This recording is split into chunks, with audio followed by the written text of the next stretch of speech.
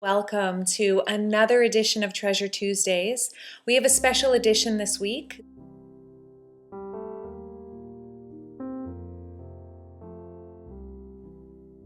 This video is a little longer than usual, but please come on the ride if you feel like going into a deep, amazing, powerful, liberating adventure. Today specifically, I'm going to be utilizing the diamond process to work with projection.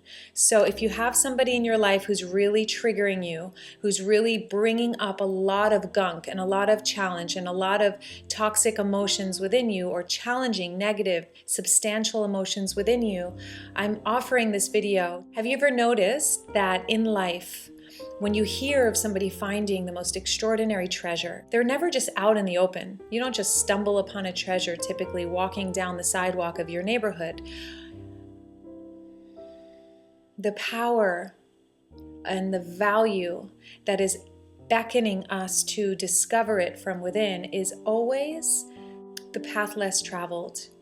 It always takes courage to sift through and discover, dive into those deep, deep waters and resurrect that treasure chest of diamonds and gold and coins and value. Or you will hear of a treasure being discovered, a very valuable, priceless treasure being discovered under earth and rubble and soil from an old civilization that had been burned to dust, and the only thing left, was nothing, until one discovered it in an archaeological dig. Dig being the key word. Together we are going to dig down deep right now, and we are going to utilize whatever triggers we have in our life right now to transform and claim the treasure. Right as I started this video, I had my one of my favorite citrine crystals. It's a very special crystal.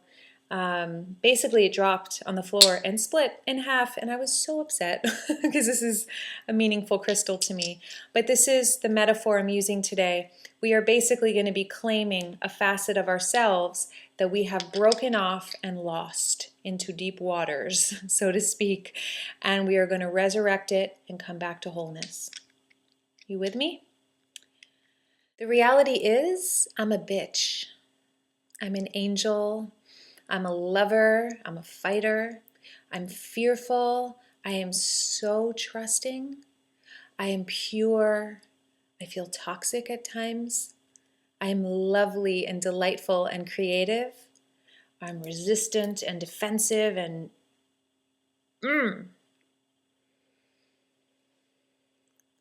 But what I like about myself, I choose to focus on. And the things I don't like about myself, I tend to suppress, right? That's the human tendency. That's what we've been taught. And I'm on the journey of wholeness.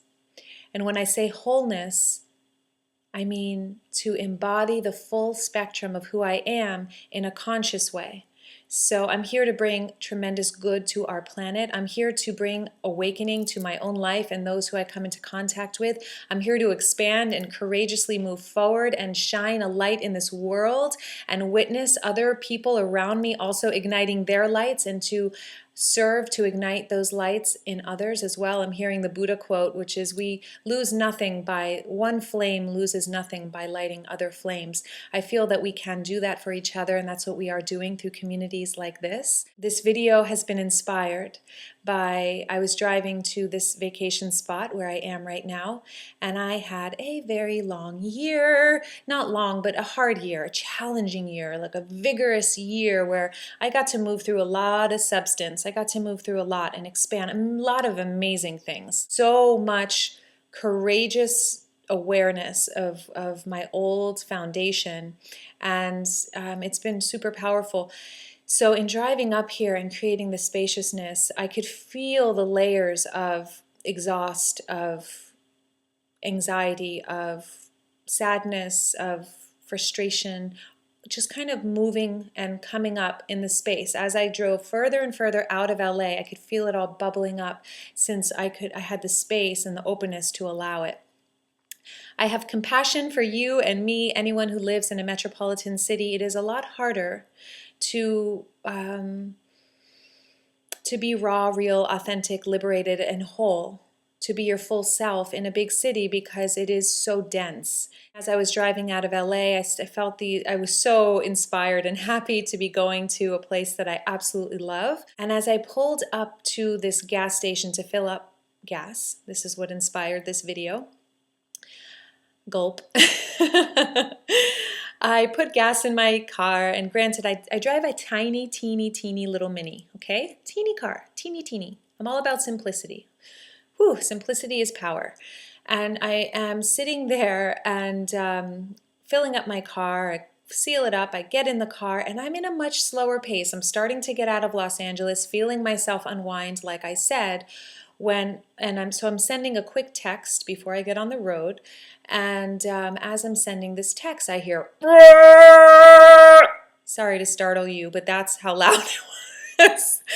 I mean, again and again and again, and I look up, I'm like, what is the deal? I mean, literally, I had just gotten in my car, probably 30 seconds on my phone before driving off, and such an intense honk. I look, it is a truck about 6 times, no joke, the size of my car. The tires were as big as my car. Big black truck, and a man behind the wheel, pissed and pushy and angry, and literally he would have killed me and anyone in his path if he could. I wouldn't be surprised if he has killed some people. Freaky deaky dude. So there we go. And I maintained my state, and I kept texting, and I was almost complete, but it was so jarring and he would not stop that it did affect me. And finally I just looked at him, I don't even think I looked at him. I pulled away, and he was so angry. He was so angry, as if I had, who knows? Obviously he wasn't angry at me. This was an angry person. This was a bully. And I drove away, and as I passed him, I laughed. I looked at him and I laughed. There was no compassion in me. It was just like, poor you.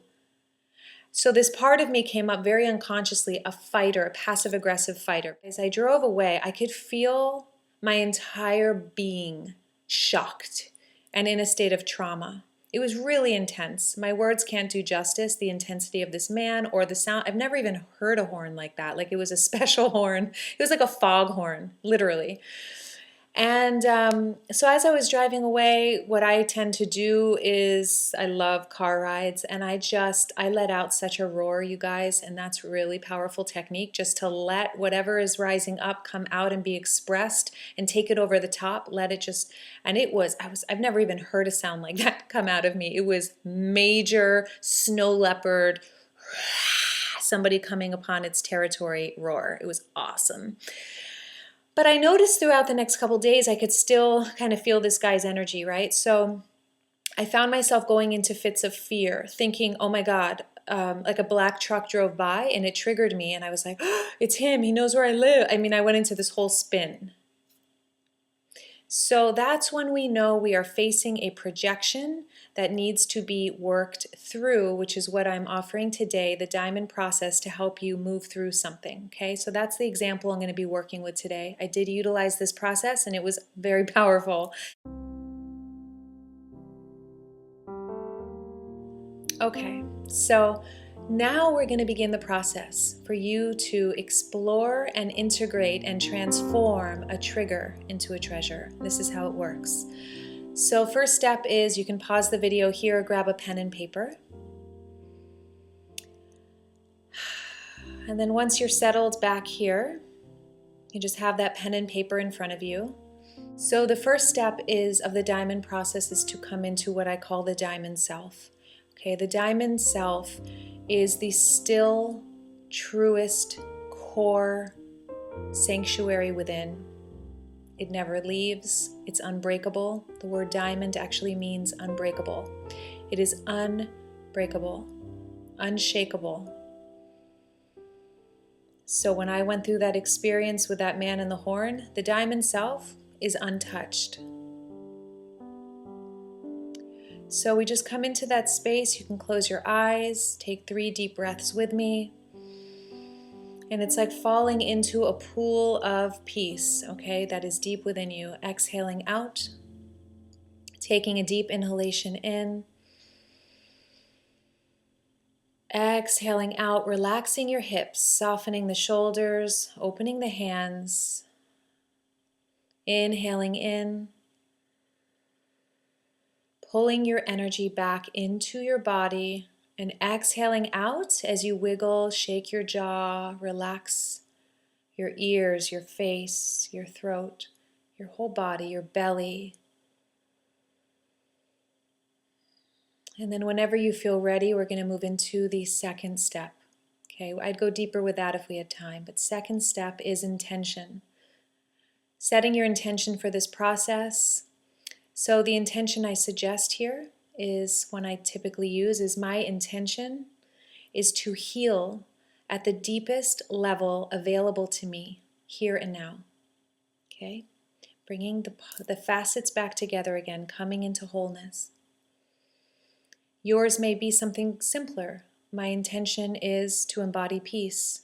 My intention is to forgive. My intention is to let go of what no longer serves me. My intention is to embody my fullest, most radiant, empowered, abundant self. Okay, any of those are great. And then whenever you feel ready and you set your intention, you can write that intention down on your page. And throughout this video, feel free to pause whenever you need to.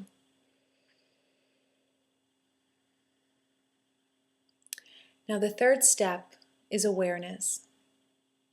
And awareness is power.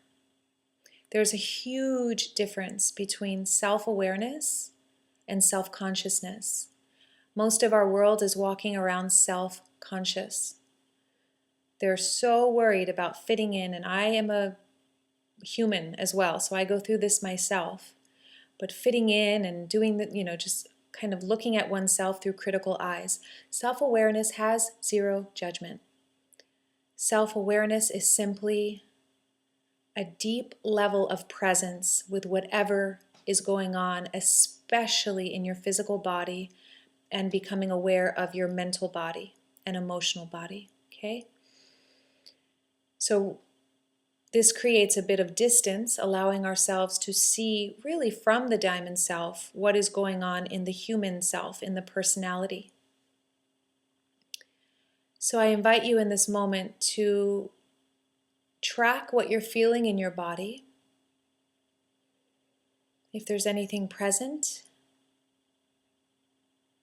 maybe there's some tension in the lower back or the shoulders, or maybe a slight headache, or maybe you don't feel anything, or maybe your throat is a little closed. Maybe you feel really fluid and good. Wherever you are, stay with that and let the fluidity expand. Or if there's tension in the throat or somewhere in the body, in a pinky toe, whatever, wherever, let that feeling expand. Allow it.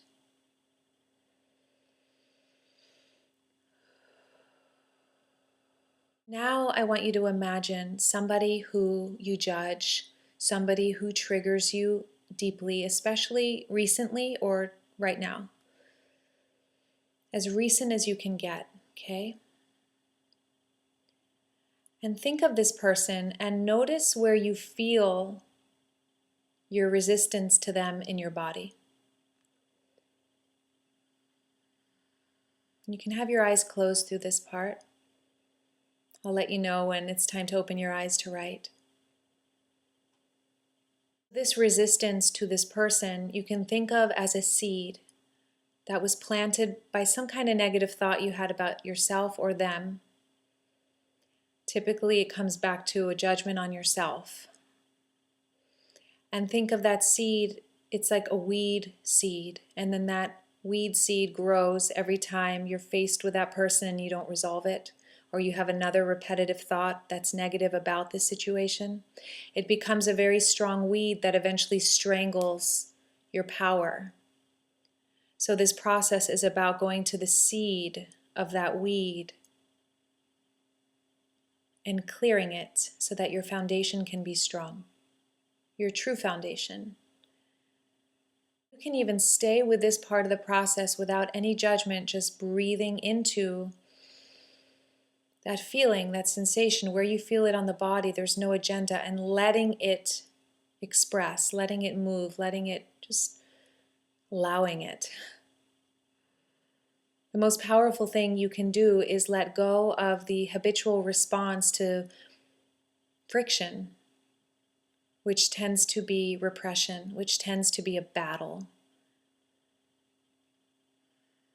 And begin to courageously sit in stillness, deep breath, and awareness of what is. This is what meditation is for. This is what having a space of love is for. This is the path of liberation. So now we're moving into the fourth step, which is my favorite step, which is called medicinal dialogue. And so medicinal dialogue is a process of, rather than thinking about somebody out there, the trigger, and how to resolve it and how to escape the situation, how to better the situation, this is about getting into the meat and bones of the challenge, of the feelings, not the thinking, but the feelings, okay?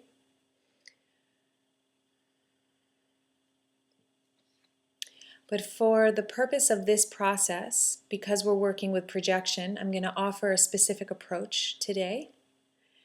So if you want to get out your pen and paper,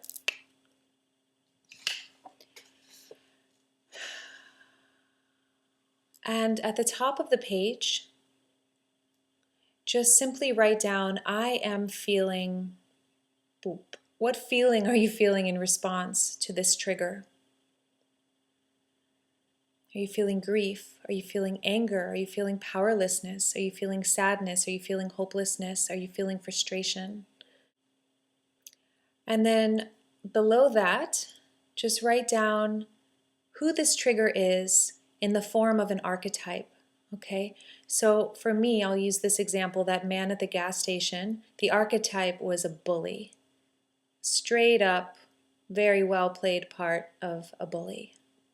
Once you list that person, that archetype of that person, the main quality or characteristic of that person, then right below that, what you judge about this person.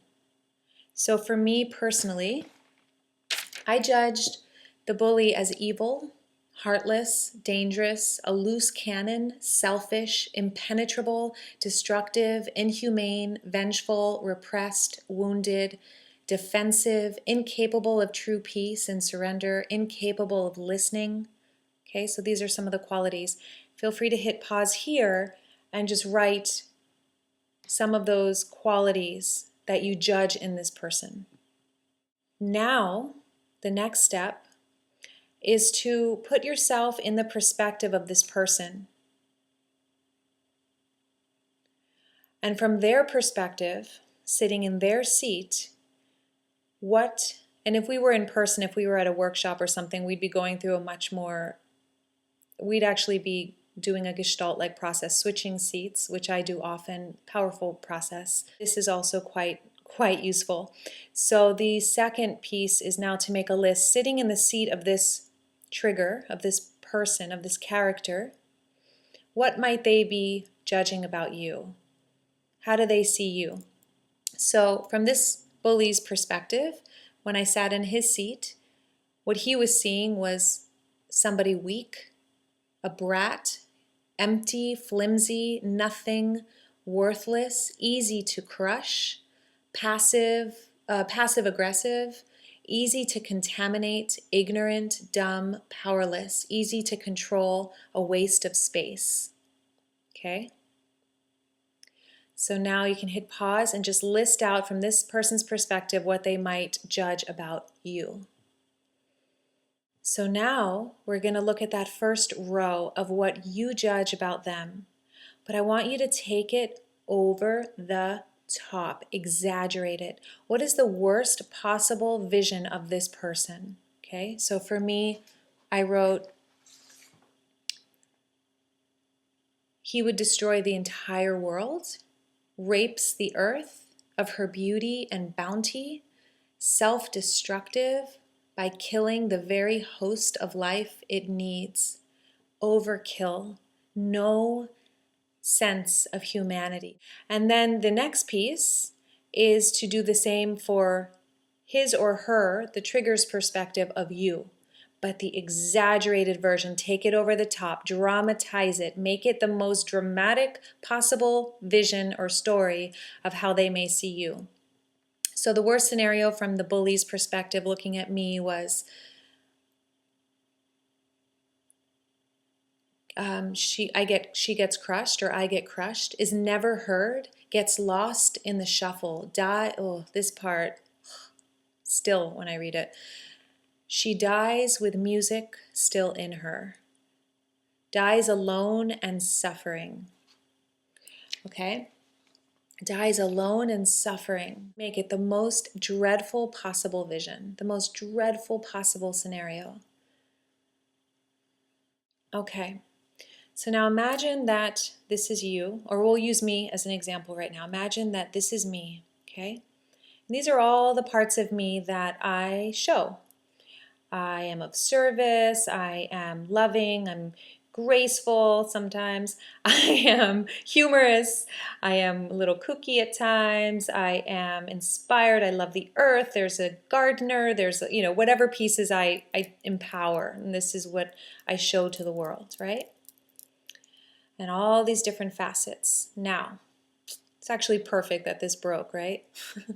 Now it is, but what would happen if I were to take a sliver of the very trigger I'm talking about, this bully energy, bully, what would happen if I took a sliver of that bully and integrated it and brought it in? I don't even have to think about his whole being coming into my world, just a sliver, a sliver. It's kind of inconsequential compared to the whole, right? It's small. So when I dialed into integrating a sliver facet of the bully, how would that benefit my life? How would that transform my life? When I sat into that, this is what blew me away. Basically, I would move forward and I would give my gifts more boldly than I have ever even imagined. And it felt so good to put the bully in, okay? He's living it unconsciously, a shadow version of the bully. But there is a light side of the bully. The bully blazes a trail. The bully is powerful. So when I put that facet here, it was like, whoa! I mean, my whole heart opened. I was like, powerful. It was extraordinary. It is extraordinary. So the diamond question, the core question we're coming to here is, how would your life transform if you took a sliver of this very triggering person and connected it to and integrated that facet into your whole self? How would your life transform for the better? So take a moment to feel into that and hit pause here and write about that. You have just discovered a facet of yourself that at some point in your life you splintered off because it was not received well in your childhood, typically in your world. And so you decided to splinter it off. For me, I have very clear reasons as to why I would never associate with bully energy or bold, dramatic, big, bursting, wild, crazy energy. There's a very, very honest reason I splintered that off. And so that became a suppressed part of me, this loose cannon energy. And so it would come out unconsciously with those I love most. And that's the risk we all play if we don't face our shadows, if we don't integrate the parts of ourselves that are very much so there, but are hidden in the shadow. And they carry our gifts, our treasures. What you have just discovered is a part of you that has been buried in the basement of the unconscious. And this very trigger in your reality is the greatest messenger of love in camouflage, in disguise, an angel in disguise. So my question to you now is, how in your day-to-day life do you find yourself repressing this energy, pushing it down, making sure that you do not show this facet to anyone, and habitually you stuff it? Okay? For me, the bully energy, let's say, the way I suppress that energy is with a thought that says, that's not spiritual. It's called spiritual bypass. To judge a strong part of my personality as not angelic. Sorry, this has become very funny to me because it is such a limiting aspect of the spiritual path. It is such a tricky terrain, such a trickster in there. The ego can become spiritualized and then utilize spiritual lingo and belief systems to keep one small, limited, and contained. And this path, and the path of awakening, is not about containment. It is about expression, liberation, and evolution. So, I now ask you to write down, how do you, in a day-to-day basis, stuff that down? So for me, it's been so unconscious that I'm only now discovering the ways that I zip it. Even in my closest relationships, when I have a real need, I have not even been aware of that need. Because before it even has a chance to rise into my consciousness, it's stuffed back down. It's like kept in the basement. So the way I have shown up in the world is when I have a need, I hush it. Or when I have a strong response to something, rather than voicing it, I play the angel. That's okay. I play cool. Sure. That's cool. Whatever. But inside, I'm pissed. And that is not a good formula for peaceful, healthy relationships. And most of us on the planet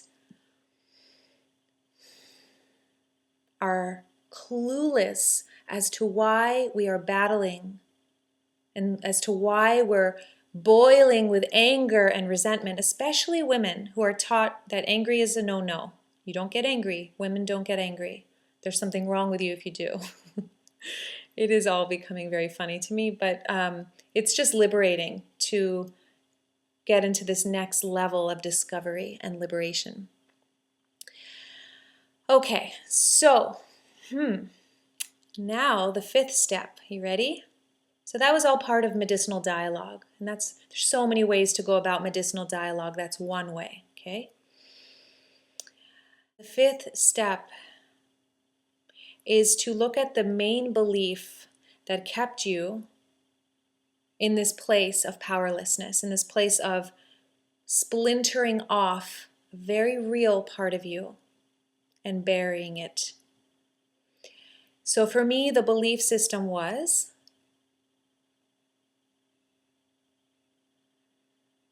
if I express the full totality of who I am, I will be abandoned, betrayed, neglected, banned from love and family. Okay? I'm writing about all this in my book, but that's it. And so once you can really nail down that seed of the weed, of that strangling weed, which is always a belief. This is where awareness is so important. As soon as you're aware of a belief, it dissolves unless you believe otherwise, right? I just heard Bashar say that in that, like a sentence similar to that, and it was so true and powerful.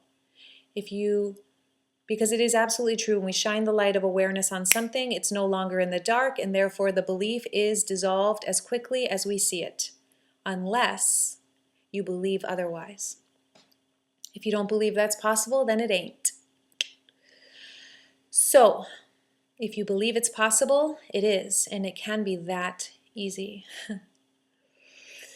Once you have the belief, so this part of the process, now we're going to create a self-forgiveness statement, okay? For me, I forgive myself for buying into the misunderstanding that the whole of who I am is unlovable.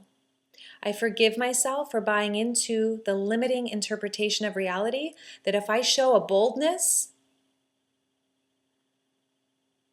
I'll die ultimately. I'll die. Like it goes that deep, the fear of being bold. And this is a collective belief that many of us carry for many reasons throughout history, throughout our genetic coding, throughout these lives that we're living right here and now. Society tells us that we have to fit in and we have to play it cool and we have to do whatever we need to do to please others and not rock the boat. And I'm telling you here and now that your soul, my soul, none of our souls are here to play it safe. We are here to wake up. And we're here to ensure that consciousness expands itself through humanity. Powerful. We have a powerful role to play in this thing called life. Okay, so now the next step is taking that forgiveness statement and just breathing it in. Just let go. Forgiveness is the opposite of resistance.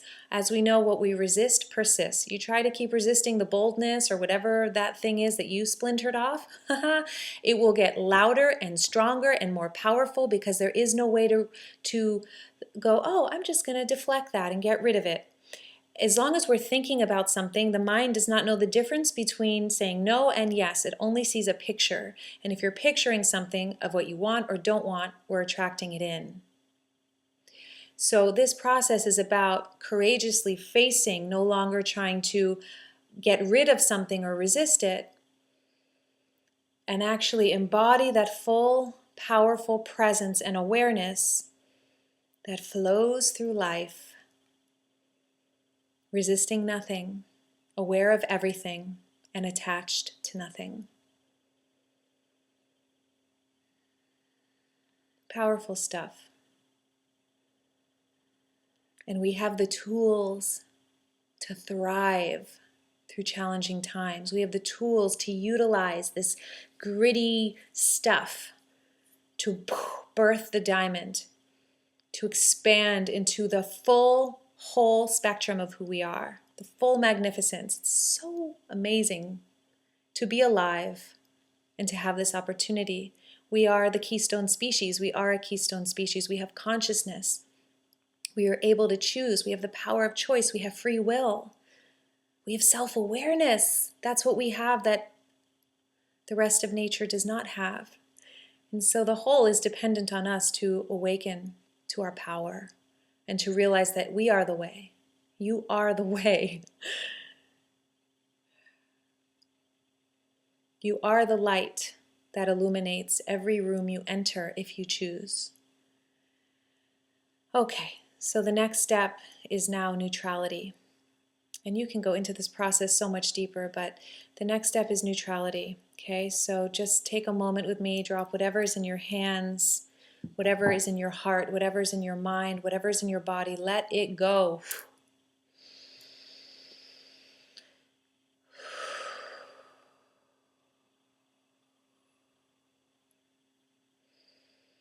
Taking 3 deep, clarifying breaths, exhaling out, as if a waterfall is just washing through you, inhaling in, letting any static energy, any debris that was moved through this process, to now exhale, move out of the body. As you inhale in, bringing fresh life force, bringing your power back into your body. Make this a good one. Breathe deep into the belly and then take another sip up to the heart. Receive it. Let every cell be activated with life force and exhale it out. Okay, I'd love to go deeper with that, but time is not allowing that, right? So now, whenever you feel ready, opening your eyes. and completing this process with the seventh step, which is declarations of truth. We just moved through the lie. We just moved through the idea that we're separate from the bully or whoever. We just moved through the illusion that there is a separation or a battle going on. The only battle going on is in the mind. Everything we see out there is a projection of what we have going on in here. So when we consciously remove ourselves from the story and drop into the feeling, give those feelings a voice, really dial into it and reclaim whatever we have repressed, we give a gift to the whole as we embody wholeness. So from this place, we can speak the truth. We can see the truth and we can embody the truth. Now look at what you wrote down earlier in step 4, the most dreadful vision that you had of this other person. Just kind of like read through what you wrote there, and whatever jumps out at you, whatever pops, utilize that for this next step, okay? And write an affirmation, a declaration of truth. So for me, for example, the worst scenario of that other person, the bully, was he destroys the entire world, rapes the earth of her beauty and bounty, self-destructs by killing the very host that she lives off of. Okay? Overkill. So for me, overkill is huge. So I have just been so modest with the way that I share, which I'm becoming very aware of. I have so much to give.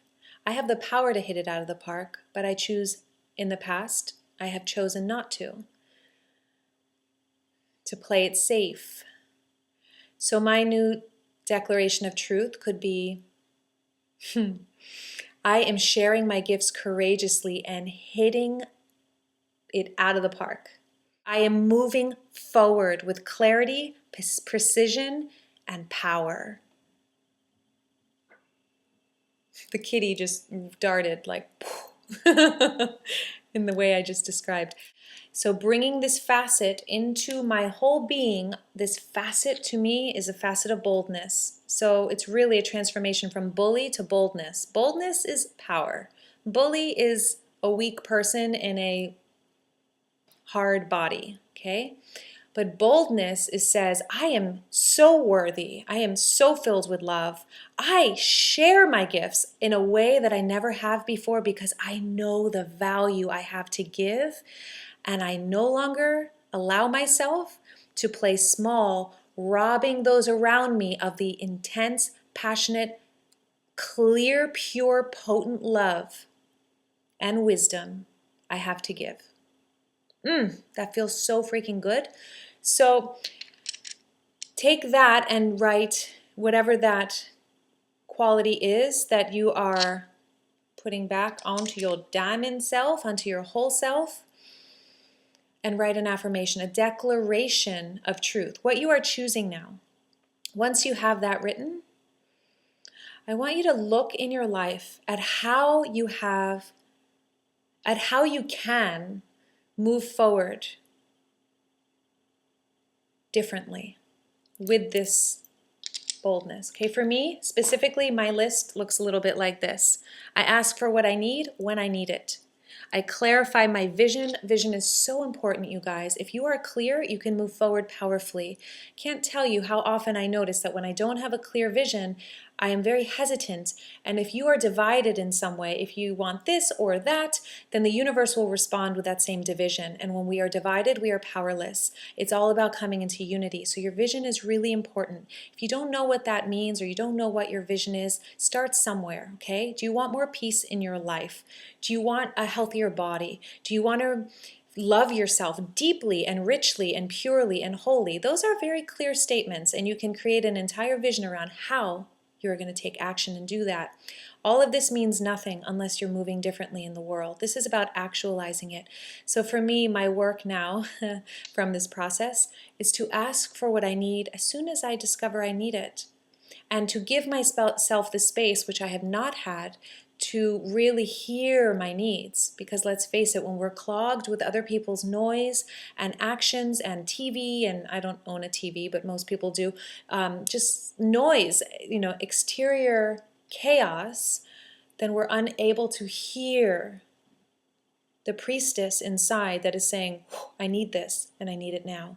And that precision and that boldness is like Artemis's arrow hitting straight and directly to its goal. Like they say, pushed by pain, pulled by vision. Pulled by vision, okay? So what is your vision and how do you choose to take action on that? My vision is very clear. I'm choosing to give my gifts in a very bold way in 2014, and I'm very inspired by this.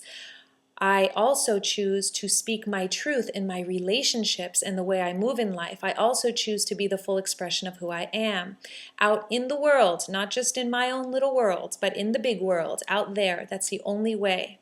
So there we go.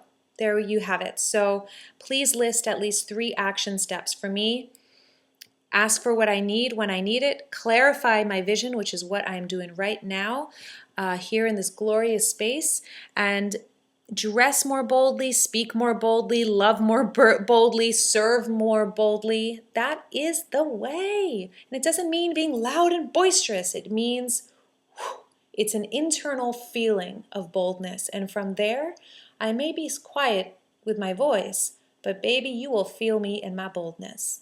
Okay? There's no more diluting. That's what I have missed, and thank God for that man who was a freaky deaky dude for giving me more wholeness. And thank God for me and the diamond process. Thank you for years and years how she has served me. So I hope this process helps you, and I invite you to write in the comments, anything you want to share, because it does help others, and how you choose at least one way. What is the quality that was splintered off that you're now reclaiming? And how do you choose to take action and move forward differently in your life today so that you may awaken into this and embody it more fully? Okay? I support you all the way.